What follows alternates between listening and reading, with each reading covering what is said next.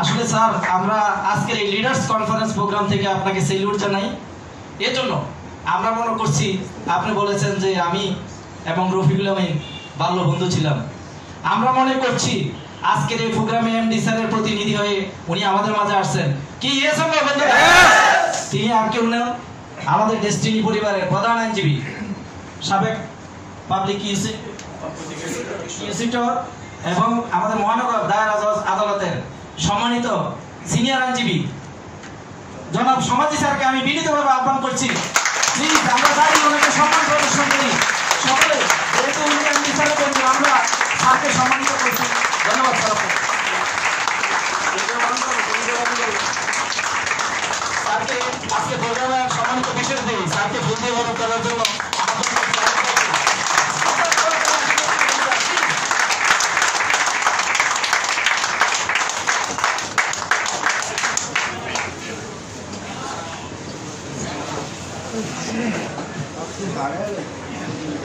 ওটাতে কথা বলে শুনতে না।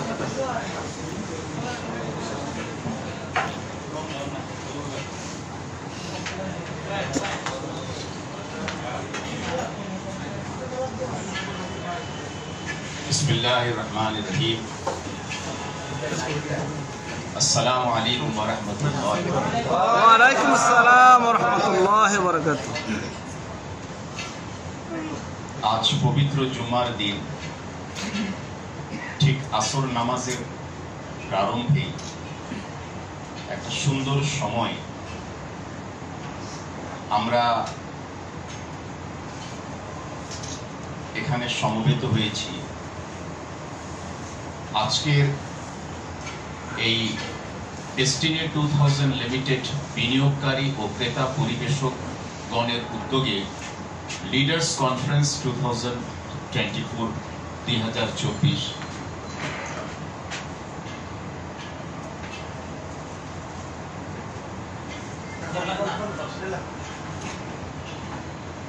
সেখানে আয়োজক ডেস্টিনি বিনিয়োগকারী ও ক্রেতা পরিবেশক বৃন্দ,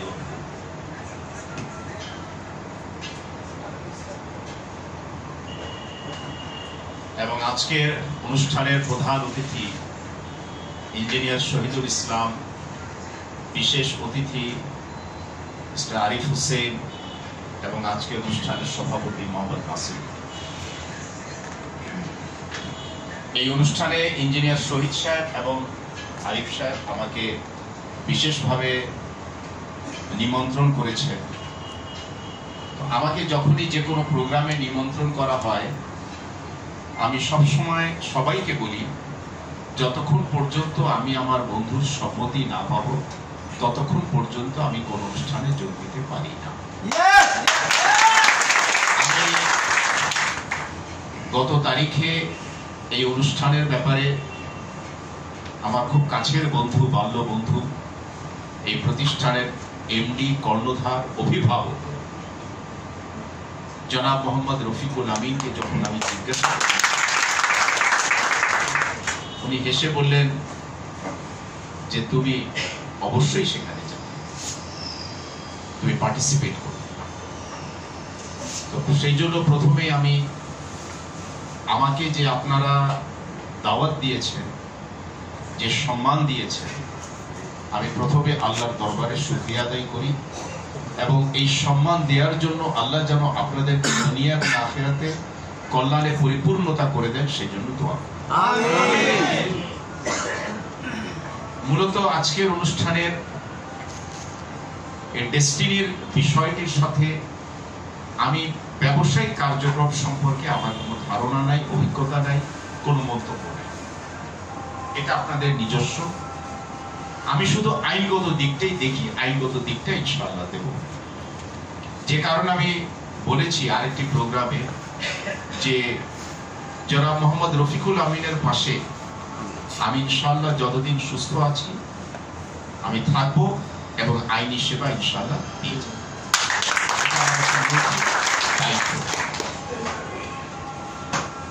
মূলত আপনারা জানেন যে 2012 সাল থেকে শুরু করে এই 2024 আজ প্রায় 12 বছর হয়ে গেল। জনাব মোহাম্মদ রফিকুল আমিন কাস্টডিতে রয়েছেন, এর অন্যতম প্রধান কারণ ছিল কিন্তু একটাই, যে আপনাদের প্রতি তার অকুণ্ঠ শ্রদ্ধা, ভালোবাসা। কারণ ডেস্টিনির দুর্দিনে অনেক কর্ণধার কিন্তু দেশ ছেড়ে অন্যত্র চলে গেছে। জনাব রফিকুল আমিনেরও সেই সুযোগ ছিল, কিন্তু তিনি সেই সুযোগকে কাজে লাগান নাই। তার কাছে বড় পরিবার হলেন আমরা, এবং আপনারা দীর্ঘ 12 বৎসর যাবৎ এই যে ধৈর্য সহকারে তার প্রতি অকুণ্ঠ শ্রদ্ধা, সম্মান, ভালোবাসা দেখিয়েছেন বা এখন অব্যাহত রেখেছেন, এটা সত্যি আমি বলবো, এটা বাংলাদেশের ইতিহাসে, কর্পোরেট ইতিহাসে এটা একটা দৃষ্টান্ত। এই দৃষ্টান্ত অন্য কোনো প্রতিষ্ঠান আজ পর্যন্ত প্রতিষ্ঠা করতে পারে নাই, দেখাতেও পারে নাই, আর দেখাতে পারবেও। সুতরাং জনাব মোহাম্মদ রফিকুল আমিন আপনাদেরকে সুশৃঙ্খল থাকার জন্য, ধৈর্য ধারণ করার জন্য এবং তার সুস্বাস্থ্য আশু মুক্তির জন্য দোয়া করার জন্য আপনাদের কাছে যে বার্তা তিনি দিয়েছেন অতীতে, এই সব কিছু মিলিয়ে কিন্তু এখনো তিনি কিন্তু শক্ত মনোবলে আছেন, এবং তার একটাই বিশ্বাস যে আমি কোনো অপরাধ করি নাই, আমি কোনো প্রতারণা করি নাই, আমি কোনো মানি লন্ডারিং করি নাই। সুতরাং আমরাও আইনের ধাঁচে তার এই কথাগুলো বিজ্ঞ আদালতের কাছে আমরা তুলে ধরছি। কিন্তু অদৃষ্ট এমন এক জিনিস, সেটার নিয়ন্ত্রণ করেন একমাত্র আল্লাহ সুবহানাহু ওয়া তাআলা, সেখানে আমাদের কারো কোনো নিয়ন্ত্রণ নাই। প্রথমত আপনারা জানেন 2012 সাল থেকে যে মামলাগুলো শুরু হয়, মোট 3টি মামলা। একটি হলো destiny multipurpose cooperative societies limited, একটি হলো ডেস্টিনি ট্রি প্ল্যান্টেশন লিমিটেড, আর একটি ছিল সম্পদ বিবরণের মামলা। এই 3টি মামলার মধ্যে 2টো মামলা নিষ্পত্তি হয়ে গিয়েছে। 2টো মামলাতেই আমার জানা মতে অ্যাপিল হয়েছে, এবং ইতিমধ্যে ডেস্টিনি মাল্টিপারপাস কোঅপারেটিভ সোসাইটিস লিমিটেডের মামলায় অ্যাপিলে অতি সম্প্রতি মহামান্য উচ্চ আদালত জনাব মোহাম্মদ রফিকুল আমিনের এই কারাবাসের মেয়াদ বিবেচনা করে জামিন মঞ্জুর করেছে। আর ডেস্টিনি সংক্রান্তে অপর যে মামলাটি, অর্থাৎ সম্পদ বিবরণের মামলাটি, সেটার মেয়াদ, সাজার মেয়াদ অলরেডি শেষ হয়েছে। কারণ সেখানে ছিল, যদি আমার ভুল না হয়ে থাকে, 3 বছর। আরেকটি মামলা ডেস্টিনি ট্রি প্ল্যান্টেশন লিমিটেড, এটি এখনো চলমান। এখন যেই মামলাটি বর্তমানে চলমান, আপনারা জানেন যে প্রতি সপ্তাহে বিজ্ঞ বিচারক এই মামলার শুনানি করছেন, ট্রায়াল নিচ্ছেন, সাক্ষী নিচ্ছেন। আমরাও প্রতি ধার্য তারিখে থাকি, সাক্ষী রাষ্ট্রের সাক্ষীদেরকে জেরা করি। এই যে মামলার দ্রুত গতিতে এগিয়ে যাচ্ছে, এর একটি কারণ হচ্ছে মহামান্য উচ্চ আদালত, অনারেবল হাইকোর্ট ডিভিশন, এই আদালতকে ডাইরেকশন দিয়েছেন, নির্দেশনা দিয়েছেন যে মামলাটি দ্রুততার সাথে নিষ্পত্তি করতে, অর্থাৎ 1 বৎসরের মধ্যে শেষ করতে। আমার জানা মতে 1 বৎসরের মধ্যে প্রায় 8 মাস, আমরা যদি ভুল না হই, 8 মাস অলরেডি অতিক্রান্ত হয়ে গিয়েছে, বা তার একটু বেশি হতে পারে। এবং মামলাটি প্রায় শেষ পর্যায়ে, সাক্ষ্য গ্রহণের প্রায় শেষ পর্যায়ে। কয়েকজন সাক্ষী হলে এরপরে তদন্তকারী কর্মকর্তার সাক্ষী হবে, জেরা। প্রকৃতপক্ষে জনাব মোহাম্মদ রফিকুল আমিনের জন্য ডেস্টিনির সাথে যারা রিলেটেড, যে প্ল্যাটফর্মে থাকুক না কেন, মোহাম্মদ রফিকুল আমিনের প্রশ্নে কিন্তু সবাই এক, আমি বিশ্বাস। কারণ মোহাম্মদ রফিকুল আমিন এমন একজন ব্যক্তি, এমন একটা সত্তা, যে যার নির্দেশ, যার নেতৃত্ব, সবাই মেনে নিয়েছে। সেখানে কিন্তু তার নেতৃত্বের প্রতি কিন্তু কারো কোনো ধরনের বৈরিতা নাই, বিরোধিতা নাই। প্ল্যাটফর্ম মতো অনেকের ভিন্ন থাকতে পারে, সেটা অভ্যন্তরীণ মনের মতে। এটা আমাদের সংসার করতে গেলে আমাদের হাজবেন্ড ওয়াইফেরও তো অনেক সময় বিরোধ হয়। তার অর্থ তো এই নয় যে সেটা তালাক হয়ে গেল। সুতরাং পরিবারের মধ্যে থাকতে গেলে মনের মতে দুটো বিরোধ হতেই পারে, কিন্তু সমস্ত বিরোধের ঊর্ধ্বে একটা জায়গায় অবস্থান, সেটা হলো মোহাম্মদ রফিকুল্লাহ। কারণ আপনারা ডেস্টিনি বলেন, ডেস্টিনি 2000 বলেন, যেই প্রতিষ্ঠান নাম বলেন, আজকে যদি মোহাম্মদ রফিকুল আমিন এই প্রতিষ্ঠানের সাথে নেতৃত্ব না দেন, কর্ণধার না থাকেন ভবিষ্যতে, আমি একটা for the sake of argument কথার কথা বলছি, তাহলে কি আপনি ডেস্টিনি 2000 লিমিটেডকে ভালোবাসলেন কেন? বিকজ অফ মোহাম্মদ রফিকুল আমিন। সুতরাং মোহাম্মদ রফিকুল আমিন যেখানে যেখানে সংশ্লিষ্ট থাকবেন, যারা তাকে ভালোবাসেন তারাও কিন্তু সেই জায়গাগুলোতে তার সাথে ছায়ার মতো লেগে, আমি বিশ্বাস করি সেটা। আর আমার দায়িত্ব হচ্ছে যে তার চলার পথে যদি কোনো আইনি প্রতিবন্ধকতা আসে, কখনো আসতেই পারে, আপনাকে মনে রাখতে হবে যে একজন মানুষ দুটো কথা কখনো হলফ করে বলতে পারে না। এক হলো যে আমি কখনো অসুস্থ হব, এর কোনো ব্যক্তি কারো পক্ষে বলা সম্ভব নয়, আপনি যতই নিয়ম কানুন মেনে চলেন। আর একটা হলো যে আমার সাথে কারো কখনো বিরোধ হবে না, এই কথা কোনো মানুষ কখনো হলফ করে বলতে পারে না। একজন মসজিদের যিনি ইমাম সাহেব, মুয়াজ্জিন সাহেব, উনিও বলতে পারবেন না। বেঁচে থাকতে গেলে চলার পথে এটা হবে। তো হতে গেলে আপনার কি দরকার? আপনার দরকার একজন ফিজিশিয়ান, চিকিৎসক, আপনার দরকার হচ্ছে একজন আইনজীবী বা একজন লয়ার। তো সেই হিসাবে আমাদের যে সম্পর্কটা জনাব মোহাম্মদ রফিকুল আমিনের সাথে আমার ব্যক্তিগত যে সম্পর্কটা, একদিকে হচ্ছে গুরুত্বপূর্ণ সম্পর্ক, একটা হচ্ছে আইনি দিক। সুতরাং লিগালি যে সাপোর্টটা দেওয়া দরকার ইনশাআল্লাহ আমি দিয়ে যাচ্ছি, আর ইনশাআল্লাহ আমি দিয়ে যাব ততদিন আপনারা দোয়া করবেন। আর একটা বিষয়, সেটা হলো ডেস্টিনি ট্রি প্ল্যান্টেশন লিমিটেডের যে মামলাটি, সেই মামলাটিও জামিনের বিষয়টি প্রক্রিয়াধীন হয়েছে।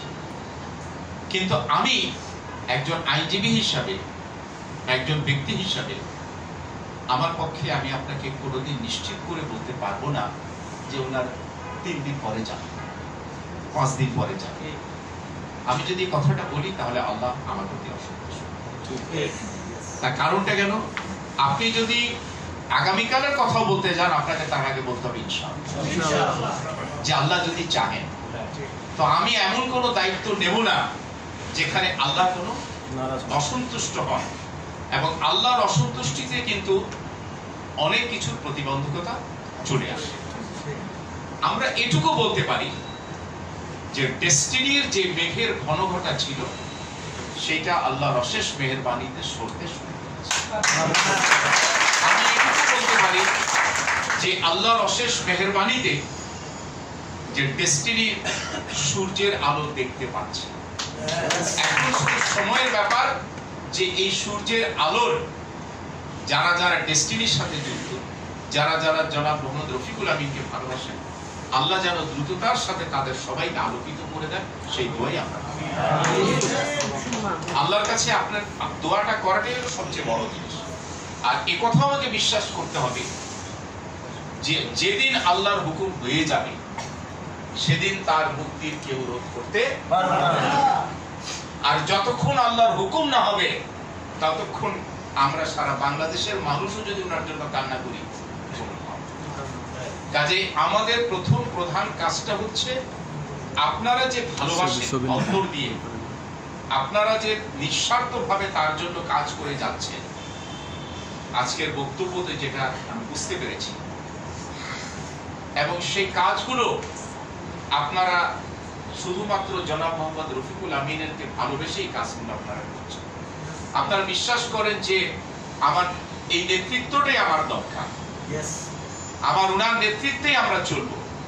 এখন আপনার কাজ হলো যে যখনই আমরা যে অবস্থায় থাকি না কেন, যে যে ধর্মে অনুসরণ করি না কেন, আমরা আল্লাহ বলি, ভগবান বলি, গড বলি, যাই কিছু বলি না কেন, আমরা কিন্তু প্রত্যেকেই অদৃশ্যকে বিশ্বাস করি। আমরা প্রত্যেকে বিশ্বাস করি যে এই পৃথিবীটা কোন অদৃশ্য শক্তি দ্বারা পরিচালিত। এটা সবাই আমরা বিশ্বাস করি। আপনি নামাজ পড়েন আর না পড়েন, আপনি মন্দিরে যান আর না যান, আপনি গির্জায় যান আর না যান, কিন্তু ওই জায়গায় প্রশ্ন কিন্তু সবাই। আমি একটা ছোট্ট উদাহরণ দিয়ে বলি, যে লোক কখনো নামাজ পড়ে না, যে লোক কখনো ধর্মের কোনো কাজের সাথে নাই, সেই লোককে যদি বলা হয় যে আপনার একজন নিকট আত্মীয় হাসপাতালে ভর্তি এবং বর্তমানে আইসিইউতে আছেন, ডাক্তার বলেছেন উনি বাঁচবেন কিনা সন্দেহ, আল্লাহকে সন্দেহ, সেই লোকটাও দেখবেন কিন্তু তখন আল্লাহকে ডাকবে। এটাই বাস্তব। কেন?